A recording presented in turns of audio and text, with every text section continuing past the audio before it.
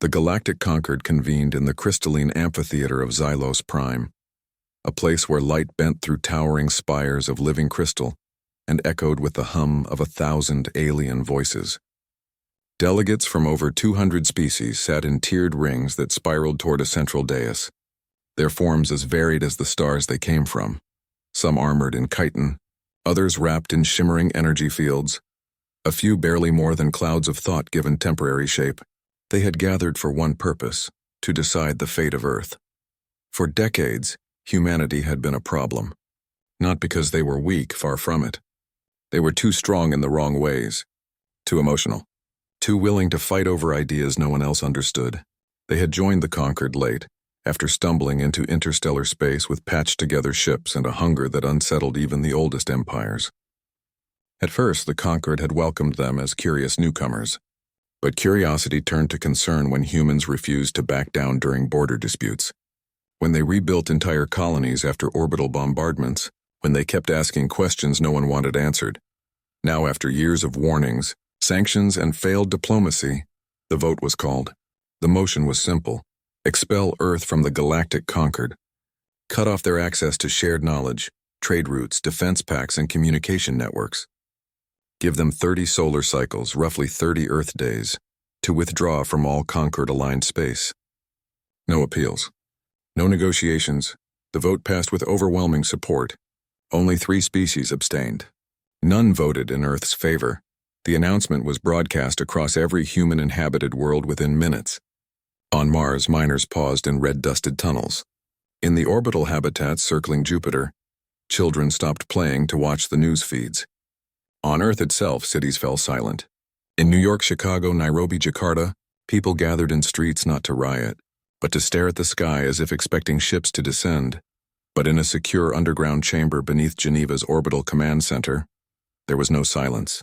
President Daniel Hayes stood at the head of a long table, his face lined with exhaustion but his eyes sharp. Around him sat his closest advisors, military leaders, scientists, diplomats, all of them chosen not for their titles, but for their refusal to panic. Admiral Kyle Brooks leaned forward, his uniform crisp despite the late hour. He had fought in the Titan border skirmishes 10 years earlier, when a Concord patrol had tried to seize a human mining outpost without warning. He'd lost 2 ships that day but held the line. Now he spoke without anger, only clarity. They didn't just vote us out. They voted us irrelevant. Dr. Lena Ruiz, head of the Quantum Propulsion Initiative, nodded slowly. Her hands rested on a data pad showing schematics of an experimental drive, one that bent space without Concord-approved technology. They think we'll beg, or scatter, or fade away in the dark between stars. Hayes looked at each of them. He knew what the public saw, a species cast out, humiliated, alone. But he also knew what the Concord didn't understand about humans. They didn't break when pushed. They adapted. They built. They left. We're not waiting for the deadline, he said quietly. We're not waiting for their ships to come and escort us out like criminals. If they want us gone, we'll go, but on our terms. A murmur passed through the room, not of doubt, but of grim understanding. This wasn't surrender. It was strategy. Within hours, secure channels lit up across the Sol system. Orders flowed to every military base, every research station, every civilian transport hub. The directive was clear: prepare for total withdrawal, not retreat. Withdrawal. There was a difference. On Luna, engineers began stripping non-essential modules from research outposts, repurposing them into cargo holds. In the shipyards orbiting Mars, crews worked double shifts to retrofit old freighters with emergency life support and hardened comms. Families were given a choice: stay on Earth and face isolation, or join the fleet heading into the unknown. Most chose to go. Among those preparing was Jake Morrison, a propulsion engineer stationed on the Jovian moon of Callisto. He had spent the last 5 years maintaining deep-range haulers, ships that carried ice and minerals between the outer planets. His brother, Leo, had been part of the diplomatic team sent to Proxima Centauri 3 years ago, a mission that ended when Concord security forces opened fire during a misunderstanding. Leo never came home. Jake had buried his grief in work, but now, with the Concord's verdict echoing through every channel, that grief hardened into purpose. He volunteered to lead the refit team for the Odyssey, a decommissioned carrier being pulled from storage. It wasn't a warship anymore, but it would be again. Meanwhile, on Earth, Mara Lynn sat in a dimly lit apartment in San Diego, staring at a recall notice on her wrist display. She had been grounded 2 years ago after refusing a Concord inspection of her fighter. During a joint exercise, she'd argued that no foreign authority had the right to board a human vessel without cause.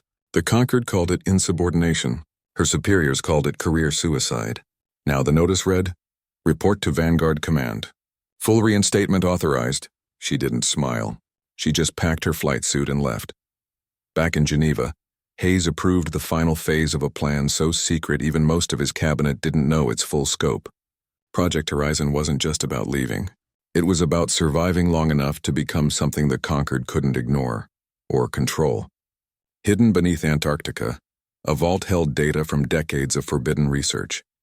Faster-than-light comms, artificial gravity fields, even fragments of alien tech recovered from derelict ships.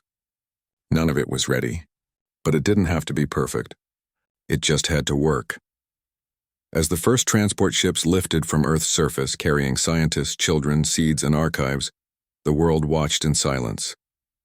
There were no grand speeches, no tearful goodbyes broadcast to the galaxy. Humanity had been told it didn't belong, so it stopped asking for permission. The Conquered expected chaos. Instead, they got order. They expected begging. Instead, they got silence. And in that silence, something new began to stir. Not fear, not rage, but resolve. Earth's children weren't waiting to be thrown out. They were already walking out the door, heads high, eyes fixed on the dark beyond the stars. Within days of the Conquered's verdict, Earth stopped being a planet and became a machine.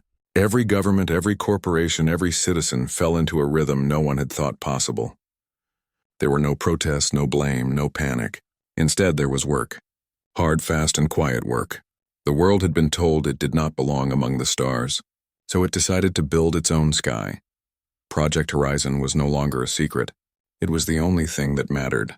Shipyards from Luna to the asteroid belt burned with constant activity. Robots and humans worked side by side, welding hull plates, installing shield generators, testing engines that hummed with strange new power. Old freighters that once carried grain or ore were stripped down and rebuilt into colony transports. Decommissioned warships were pulled from storage, their weapons removed not out of peace but because survival mattered more than fighting now. Every vessel, no matter how small, was given a new purpose. At the heart of it all was the Odyssey, a massive carrier-class ship that had once served as a training vessel before being mothballed. Now, under Jake Morrison's sharp eye, it was becoming the flagship of the Exodus fleet. Jake moved through the ship's corridors like a ghost, checking wiring, recalibrating thrusters, arguing with engineers over coolant flow rates. He barely slept. When he did, he dreamed of his brother Leo's voice saying, "Don't let them make us small." He woke up and worked harder. On the command deck of the Odyssey, Admiral Kyle Brooks reviewed fleet manifests. Over 300 ships were being prepared, some military, most civilian, but all would fly together. They carried everything humanity needed to start again: seeds, soil samples, medical supplies, libraries of knowledge stored in hardened drives, even animals in cryostasis. But more than supplies, they carried people: families, teachers, doctors, artists, children who had never known a world without starships overhead. One of those children was 8-year-old Eli Carter, who stood on the observation deck of a transport dock near Mars, pressing his nose against the glass as he watched ships come and go like fireflies in the dark. His mother, a botanist, was already aboard preparing hydroponic bays. Eli didn't understand politics or votes or galactic councils. He only knew they were leaving home. And that was okay because his dad had told him, home isn't a place, it's the people with you. Meanwhile, Mara Lynn stood in the hangar bay of the newly commissioned Vanguard 1, a sleek interceptor built from spare parts and stubborn hope. She ran her hand along the ship's wing, feeling the smooth metal beneath her fingers. She had been grounded for 2 years, told she was too reckless, too human. Now she was flight commander of Vanguard Squadron, a group of 12 pilots chosen not for obedience but for instinct.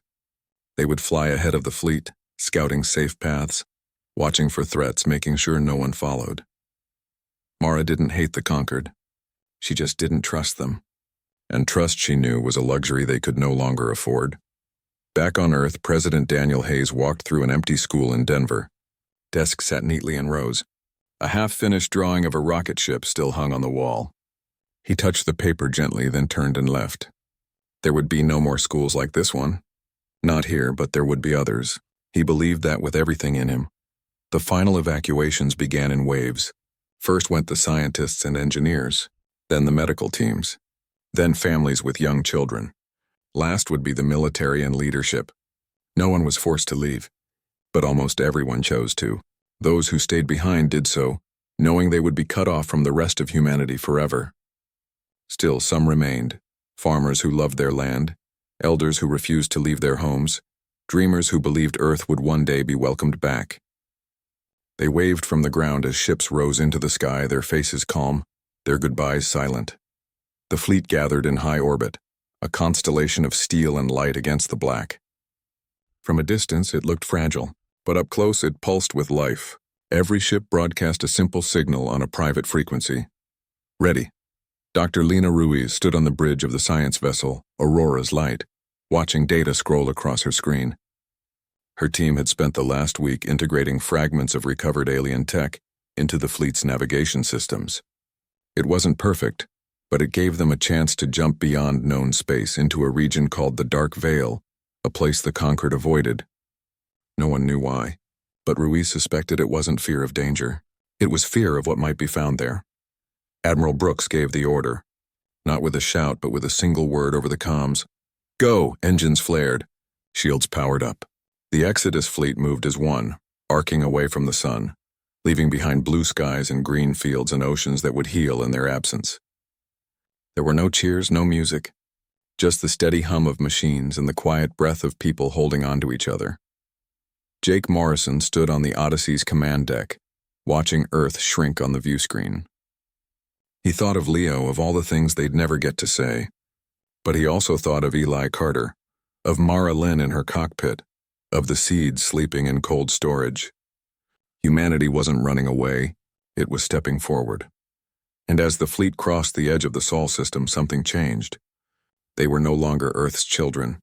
They were something new, something unmeasured, something the galaxy had not counted on. The conquered expected them to beg. Instead, they vanished. Not in defeat, but in purpose. And in that purpose, a new story began, not of exile, but of choice. The Exodus fleet jumped beyond the mapped edges of the galaxy, slipping past the last Concorde sensor buoy like a shadow through a door left ajar.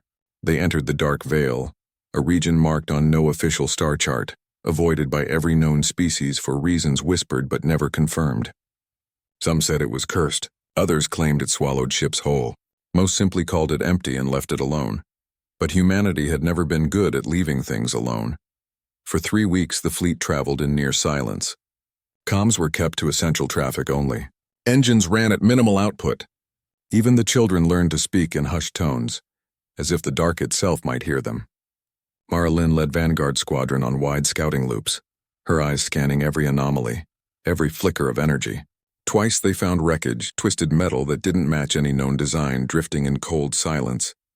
She logged the coordinates but didn't stop. There was no time for ghosts. Then on the 24th day, the Aurora's Light picked up a signal. It wasn't a broadcast. It wasn't a distress call. It was a hum, steady, ancient, and impossibly deep, like the heartbeat of a sleeping giant. Dr. Lena Ruiz nearly dropped her datapad when she saw the source. It came from a dead star system deep inside the Veil, one the Concorde had labeled Void 7 and marked with a warning glyph meaning, "Do not approach." Admiral Brooks didn't hesitate. "Set course," he said. The fleet adjusted its path, moving carefully through fields of dust and warped gravity. As they neared the system, the view screens filled with something no one expected. Floating in orbit around the cold black remnant of a dead star were structures, vast, geometric, and eerily intact. Towers of black stone spiraled into nothingness. Rings of metal, larger than planets, hung motionless in perfect alignment. There were no lights, no movement, no signs of life, only silence and scale. Jake Morrison stood on the Odyssey's observation deck, staring at the ruins. They looked old, older than Earth, older than the conquered, older than anything humanity had ever touched. And yet, they felt familiar. as if built by minds that understood symmetry, purpose, and patience. Landing parties were assembled within hours. Mara Lynn piloted the first shuttle down to the largest structure, a platform the size of a small moon, covered in smooth surfaces etched with symbols that shimmered when touched. Ruiz led the science team, her hands trembling slightly as she ran a scanner over the walls. The material wasn't stone or metal. It was something in between, responding to energy in ways that defied known physics. Inside, they found chambers filled with dormant machines, consoles that lit up at human presence, and a central archive, a sphere of liquid light that pulsed gently when approached. When Ruiz placed her hand on its surface, images flooded her mind. Star maps of uncharted systems, schematics of engines that bent space without fuel, records of a civilization that had risen, thrived, and vanished long before humans walked upright. This wasn't just a ruin. It was a library, a gift left behind by those who knew they would not return. Back aboard the Odyssey, Brooke studied the data streaming in. The archive contained coordinates to dozens of stable wormholes, natural tunnels through space that led to untouched star systems, rich with resources and free from conquered control. One system in particular stood out. A blue giant star with a single habitable moon, bathed in gentle light and protected by a magnetic field strong enough to shield against cosmic storms. They called it New Sol, but the greatest discovery wasn't the maps or the wormholes. It was the technology. The ruins used quantum entanglement not just for communication, but for power, propulsion, even construction. With this knowledge, humanity wouldn't just survive. They could leap centuries ahead in a single generation. Jake and his team worked around the clock, reverse engineering a small node they'd brought back. Within days, they powered it up on the Odyssey's deck. The node hummed, then unfolded space around it like fabric, creating a stable field that cut energy use by 90%. It wasn't magic. It was science, just science humanity hadn't been ready for until now. Mara flew more missions, mapping safe paths through the veil using the new star charts. She found more ruins, smaller but just as rich in knowledge. Each trip felt less like exploration and more like inheritance, as if the universe had been waiting for someone bold enough to look. On the fleet's command channel, President Hayes spoke for the first time since they'd left Sol. His voice was calm, steady. "We came here because we were told we didn't belong, but maybe we were meant to find this. Not as invaders, not as conquerors, but as students." The mood across the fleet shifted. Fear gave way to wonder. Doubt turned into focus. They weren't lost. They were exactly where they needed to be. Children began drawing the ruins in their notebooks. Engineers sketched new ship designs based on the recovered schematics. Farmers planned gardens for the moon of New Sol, using soil samples and the knowledge that they wouldn't be alone in the dark anymore. Even the silence of the veil felt different now, not empty, but watchful, as if the stars themselves were holding their breath. One evening, as the fleet prepared to activate the first wormhole, Jake stood alone on the shuttle bay, looking out at the ruins glowing faintly in the distance. He thought of Leo again, not with sadness, but with quiet pride. His brother had died trying to make peace with a galaxy that didn't want them. Now Jake was helping build something better, not for the conquered, but for everyone who came after. The wormhole opened with a soft ripple of light, a tunnel of blue energy stretching into the unknown. The Odyssey led the way, followed by the rest of the fleet, each ship carrying not just people but possibility. They had been cast out. But in the void they had found a legacy, and with it a future no one, not even the conquered, could take away. 6 months after humanity vanished into the dark veil, the Galactic Concord began to notice something strange. At first it was small things. A trade convoy near the outer rim reported a brief distortion in their comms, like a whisper in static. A scout drone sent to map the veil's edge never returned, its last signal showing an energy signature that didn't match any known species. Then came the silence. Entire listening posts along the border went dark, one by one, with no distress calls, no signs of attack. Just empty channels where voices used to be. The Concord Council convened an emergency session. Delegates argued over what it could mean. Some claimed it was a natural phenomenon. Others whispered about ancient weapons waking up. But a few, the older ones who remembered the early days of human contact, felt a colder fear. They remembered how humans didn't follow rules, how they asked too many questions, how they never stayed where they were told. What no one said aloud was this: maybe humanity hadn't disappeared. Maybe they had changed. Deep in the Helios expanse, far beyond the Concorde's reach, the Exodus fleet had built something new. Around the blue giant they called New Sol, orbital stations hummed with life. The moon below, now named Aurora, was already green in patches, its atmosphere thickening thanks to terraforming drones built from precursor schematics. Crops grew in domes. Children played in gravity parks. And in the shipyards floating above the clouds, new vessels took shape, sleeker, faster, powered by entangled cores that needed no fuel. Admiral Kyle Brooks stood on the command deck of the rebuilt Odyssey, now refitted with shielding that bent light and sensors that could see through folded space. He watched as Mara Lynn's Vanguard squadron returned from a long-range patrol. Her ships moved like thoughts, silent, precise, impossible to track. She had trained her pilots not just to fly, but to think like the void itself, patient, unseen, ready. Down on Aurora, Jake Morrison oversaw the installation of the first city-scale quantum node. It sat in the center of New Haven, the colony's main settlement, pulsing with soft blue light. With it, power flowed without wires, water purified itself, and buildings repaired their own cracks overnight. People no longer worried about shortages. They worried about what to build next. Dr. Lena Ruiz worked in a lab carved into the moon's crust, studying the last fragments of the archive. She had discovered something unsettling. The precursor race hadn't just vanished. They had chosen to leave. They had seen the rise of younger species like the Conquered, and decided their time was over. They left their knowledge behind not as a trap but as a test. Only those who could reach it without greed, without violence, would be worthy of it. Humanity had passed. Back on Earth, the planet healed in quiet. Forests grew over highways, oceans cleared, but no one from the Conquered dared visit. They feared what they might find or what might find them. Then came the day the Concorde could ignore it no longer. A massive energy surge erupted near the edge of the veil. Not an explosion. A broadcast. Clear, strong, and unmistakably human, it wasn't sent on any Conquered frequency. It used a carrier wave based on quantum resonance, something their science couldn't even detect until it was already inside their networks. Every screen in the amphitheater of Xylos Prime lit up at once. There stood Admiral Brooks, not in uniform, but in a simple dark coat. Behind him, stars wheeled slowly, and the curve of a blue-green moon glowed in the distance. "We left when you asked," he said, his voice calm, steady. "We did not burn your outposts. We did not raid your trade lanes. We did not send threats. We simply walked away." He paused, letting the silence settle. "But we are not lost. We are not broken. And we are not alone. If you come near our space, we will know before you leave your dock. If you send ships to watch us, they will vanish without a trace. Not because we destroyed them, because we chose not to be seen." He leaned forward slightly. "We do not want war. We do not want your pity. We only ask one thing: leave us be. And never ever vote on our place in this galaxy again." The transmission ended.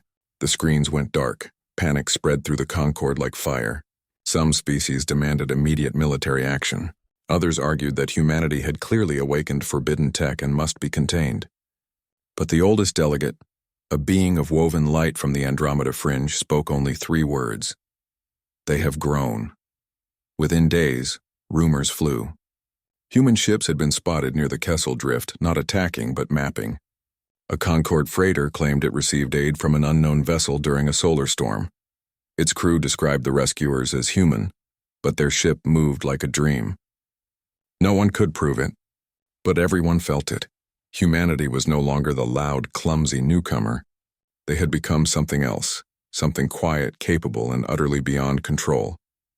President Daniel Hayes watched the reports from his office on Aurora Station. He didn't smile. He didn't gloat. He simply turned to Lena and said, "Now they'll think twice before casting another vote." Mara Lynn flew a solo patrol that night, her ship gliding along the edge of known space. She passed the last Concorde buoy, its lights flickering weakly. She didn't disable it. She just let it see her for a moment, long enough to know she was there, then vanished into the dark, Down on the surface, Jake stood with Eli Carter, now 9, as the boy planted the first apple tree in New Haven's Central Square. The soil was rich. The air was clean. The sky was theirs. The Concord had expected humanity to fade. Instead, they had risen, not with fire, but with silence. Not with anger, but with strength. And in that strength, the galaxy learned a new truth. You cannot exile a species that builds its own stars.